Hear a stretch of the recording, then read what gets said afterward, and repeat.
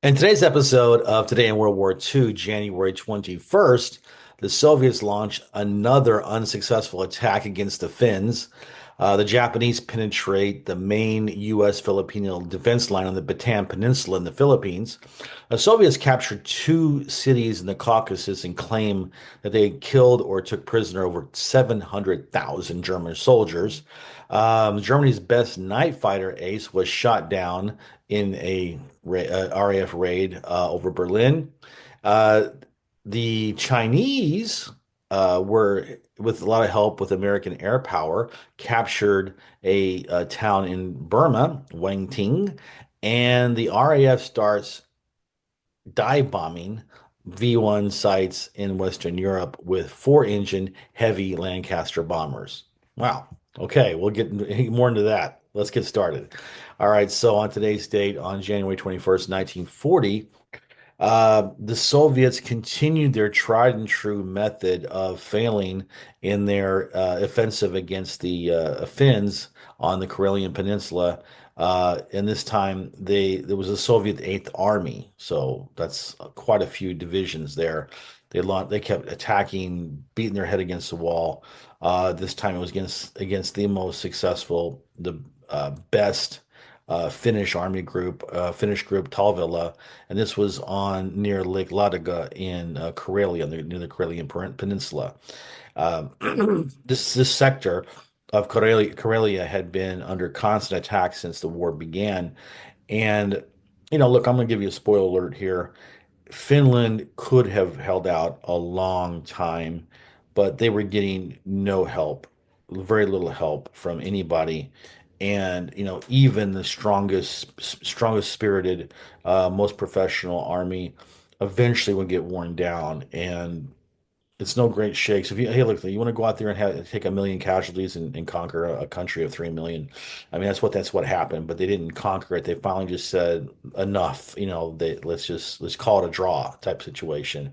But that's what was going on here, which is again constant, hammer front attacks, meat attacks, as they say, sending soldiers in, getting ripped up, sending tanks in, getting blown apart.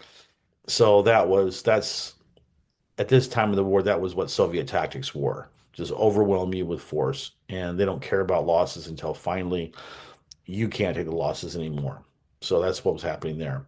Uh, I don't believe in meat attacks or any kind of, I don't want you to send tanks for me. All I want you to do is just hit the subscribe button and click on the bell that allows you to get notifications from YouTube every time I drop a video. It's very simple. All you got to do is just do that. You join the secret club and you get inside information on how this stuff works, what happened in World War II every single day.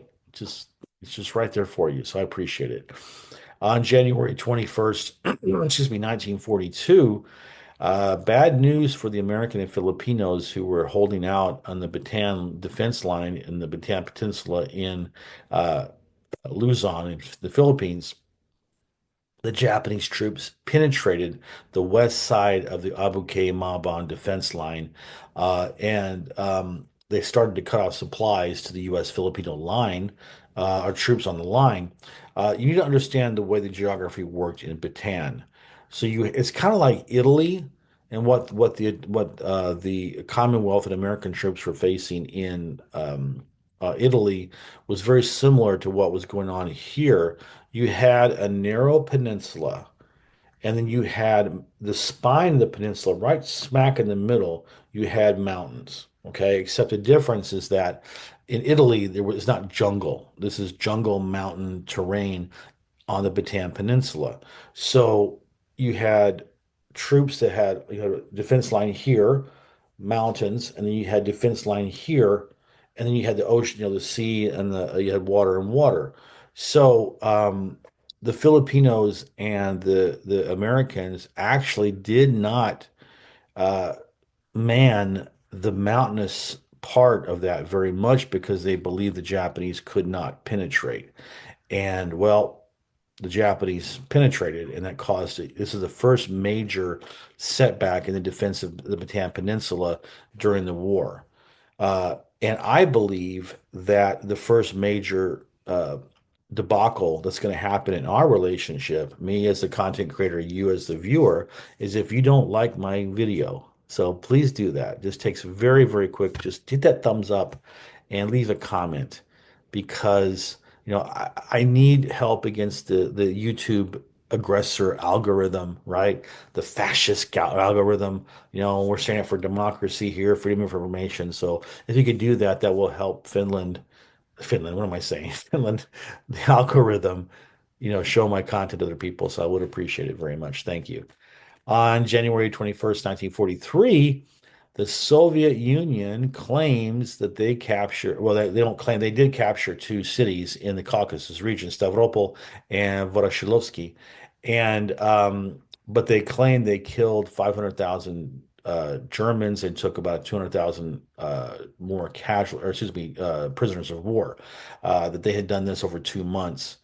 And who's to say? I mean, the Soviets tend to exaggerate a lot, but nevertheless, the Germans were taking just huge casualties by this time. After 42, after the Moscow offensive in 41, the southern offensive into Stalingrad and down south into the Caucasus and the to try to make it to the oil regions.